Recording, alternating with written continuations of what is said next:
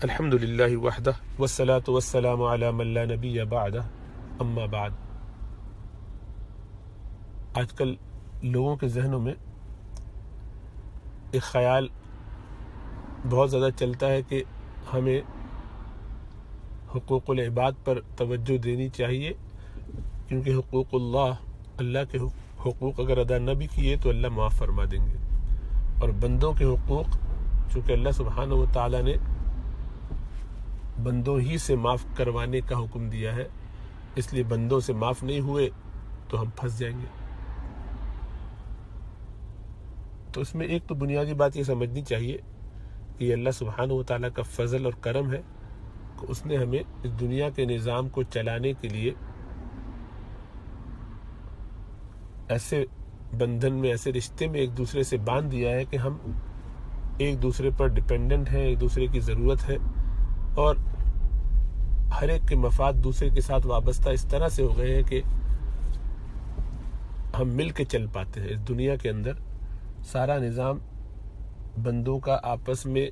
جتنا زیادہ کوآرڈینیشن اور کولیبریشن ہوتا ہے اتنا زیادہ اچھے طریقے سے چلتا ہے۔ لوگ ایک دوسرے کی رعایت کرتے تو نظام اور معاشرہ اچھا چلتا ہے۔ اللہ سبحانہ و تعالیٰ نے احسان فرمایا کہ اس چیز کو اہمیت کے ساتھ، توجہ کے ساتھ برتنے کی تعلیم بھی دی،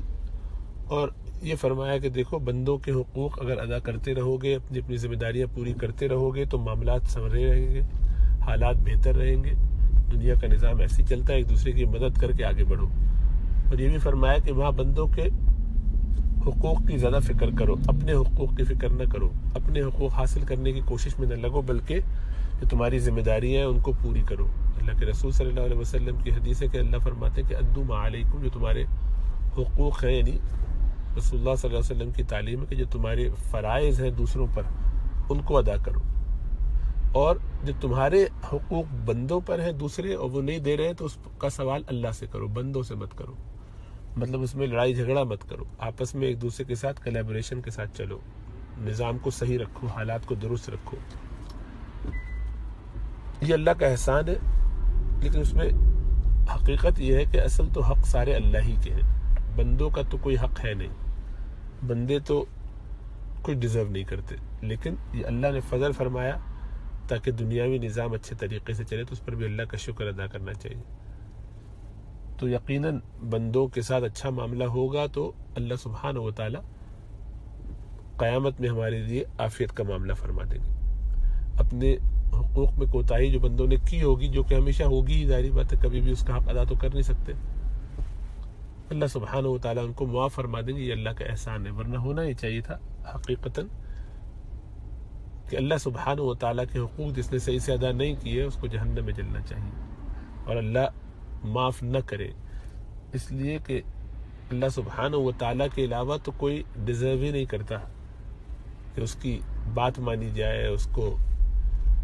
قبول کیا جائے، اس کے احکامات کو بجا لایا جائے۔ تو یہ اللہ نے احسان فرمایا کہ اپنے حقوق کے بارے میں کہہ دیا کہ اگر تم مجھے مان کے چلتے رہے، میری ذات میں شرک نہیں کیا، کفر نہیں کیا، اور چالاکیاں اور دو نمبریاں نہیں کی، اور بندوں کے حقوق عطا کرتے رہے، تو میں انشاءاللہ تعالی تمہاری خطاؤں سے درگزر کروں گا اگر تم کبائر سے بچتے رہے، بڑے بڑے گناہوں سے بچتے رہے۔ لیکن اس کا یہ مطلب نہیں ہے کہ اللہ کی نافرمانی کی جاتی رہے اور بندوں کے حقوق پورے کیے تو کل قیامت میں کام بن جائے گا، ایسا ضروری نہیں ہے۔ یہ اللہ نے وعدہ نہیں کیا ہے، اللہ نے یہ کوئی گارنٹی نہیں دی ہے، بلکہ یہ کہا ہے کہ اگر تم نے بندوں کے حقوق اچھی طرح سے ادا کیے ہوئے، ہماری خاطر ہم نے جو حکم دیا اس وجہ سے، تو ہمارے ذمے، یعنی تمہارے ذمے جو ہمارے حقوق ہیں ان میں اگر تم نے کچھ کوتاہی کی بھی ہوگی تو ہم اسے درگزر فرمانا چاہیں گے تو فرما دیں گے۔ اللہ فرماتے ہیں ان اللہ لا یغفر ان یشرک بہ ویغفر ما دون ذلک لمن یشاء، کہ اللہ سبحانہ و تعالیٰ شرک اور کفر کو تو نہیں کسی صورت معاف کرے گا، کیونکہ وہ سب سے بڑے گناہ ہیں، اور وہ ایسے کوتاہی ہے حق میں، ایسا بڑا جرم اور ظلم ہے، سب سے بڑا ظلم ہے، ان الشرک لظلم عظیم، شرک کو اللہ نے سب سے بڑا ظلم قرار دیا ہے کہ وہ تو کبھی اللہ معاف نہیں فرمائیں گے۔ اللہ نے اپنے اوپر حرام کیا ہے اس کو، کہ اللہ نے مشرک اور کافر کو معاف نہ کرنے کے لیے یہ حکم فرما دیا قرآن میں جا بجا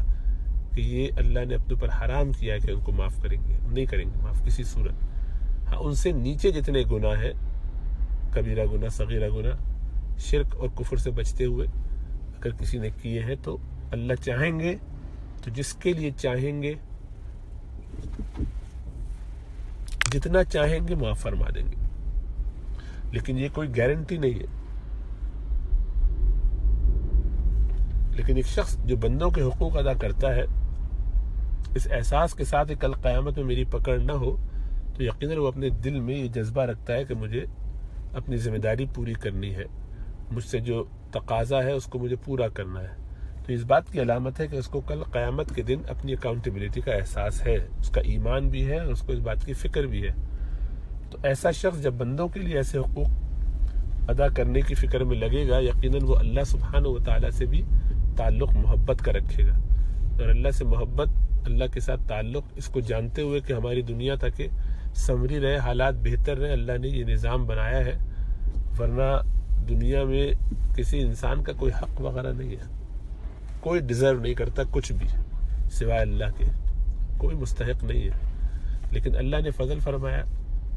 تو اللہ نے جب یہ فضل فرمایا اور ہمارے لیے اتنا اچھا نظام بنا دیا دنیا کا، تو اس میں اور زیادہ کوشش کرنی چاہیے کہ ماں باپ، رشتہ داروں کے ساتھ، بندوں کے ساتھ، انسانوں کے ساتھ، جانوروں کے ساتھ، زمین کے ساتھ اچھا سلوک کیا جائے، اچھے رویے رکھے جائیں، تاکہ کسی کی حق تلفی نہ ہو اور قیامت پہ پھر اللہ سبحانہ و تعالیٰ کی رحمت ہماری طرف عود کرائے۔ تو اصل تو وہاں ہم اللہ ہی سے بدلہ چاہتے ہیں۔ اگر تو یہ ہوتا کہ بندوں کے حقوق بندوں کی وجہ سے ہوتے تو پھر بدلہ بھی بندوں ہی سے ملنا چاہیے تھا نا، پھر بندوں ہی سے اس کا حق لیتے قیامت والے دن، میں نے آپ کے سارے حقوق ادا کیے، اب لائیے مجھے ادا کیجئے، جنت کا ٹکٹ دیجئے، سرٹیفکیٹ دیجئے، پہنچائیے جنت میں۔ نہیں، یہ اللہ سے، وہاں پہ بھی اللہ ہی سے امید ہوگی کہ اللہ فضل فرمائیں گے اور جنت میں ڈال دیں گے۔ تو یہ اللہ نے حکم کیا ہے ہمارے ہی دنیا تاکہ اچھے طریقے سے چلے، اس لیے اس بنیاد پر تو اللہ کے حقوق ادا کرنے کا اور جذبہ ہونا چاہیے کہ اپنے سارے حقوق، اللہ سبحانہ و تعالیٰ کہہ رہے ہیں کہ اگر تم اچھے رہے دنیا میں لوگوں کے ساتھ، اور ہمارے ساتھ بھی تم نے کبائر سے بچنے کی کوشش کی، تو ہم تمہارے صغیرہ گناہوں کو تو ویسے ہی معاف کر دیں گے، اور کبائر میں بھی تم سے کوتاہی ہوئی، جان بوجھ کے نہیں، شرارتوں کے ساتھ نہیں، پلان کر کے نہیں کہ میں تو خالی حقوق العباد ادا کرتا رہوں گا اور اللہ کے حقوق، نمازیں میرے نزدیک کوئی اہمیت نہیں رکھتی، تو ایسا شخص تو وہ اللہ کی رحمت کا مستحق نہیں ہے۔ کبیرہ تو دور کی بات، اس کے ایمان کا بھی خطرہ ہے، جس کو یہ احساس ہو کہ اللہ کے حقوق میں کوتاہی کرنا کوئی بڑی بات نہیں ہے، اس سے کوئی فرق نہیں پڑتا۔ اس کا مطلب یہ کہ اس کو اللہ کی بڑائی کا ہی اعتراف نہیں ہے، اللہ کی شان کو ہی وہ نہیں جانتا۔ اللہ سبحانہ و تعالیٰ کے نافرمانی اس کے لیے بڑی آسان سی بات ہے، اس کا مطلب ہے کہ وہ بھی اللہ پر ایمان ٹھیک نہیں رکھتا۔ پھر اللہ سے کسی قسم کی امید لگانا نیری جہالت ہوگی، کیونکہ اللہ کو صحیح سے مانے بغیر، اللہ پر ایمان لائے بغیر آخرت میں کامیابی نہیں ہو سکتی۔ تو کامیابی اس صورت میں ہوگی کہ جب اللہ کے حقوق بھی ادا کرنے کی پوری کوشش ہو اور بندوں کے حقوق بھی ادا کرنے کی پوری کوشش ہو۔ بندے کے حقوق میں چونکہ بندے کو معاف کرنا ہے، تو اس بات کا امکان کم ہے کہ بندہ اتنے اعلیٰ ظرفی کا مظاہرہ کرے قیامت والے دن اور معاف کر دے۔ اللہ سبحانہ و تعالیٰ کریم ہے، ان کو ہماری ان عبادات کی ضرورت نہیں ہے، بندے کو تو ہے ضرورت، انسان کو نہیں ہے۔ انسان کو ایک دوسرے کے ساتھ تعلق میں ایک دوسرے کے حقوق کی ادائیگی یہ ضرورت ہے، لیکن اللہ کے ساتھ اللہ سبحانہ و تعالیٰ کو اس کی کوئی ضرورت نہیں ہے۔ تو بندے کو تو ایک دوسرے کے حقوق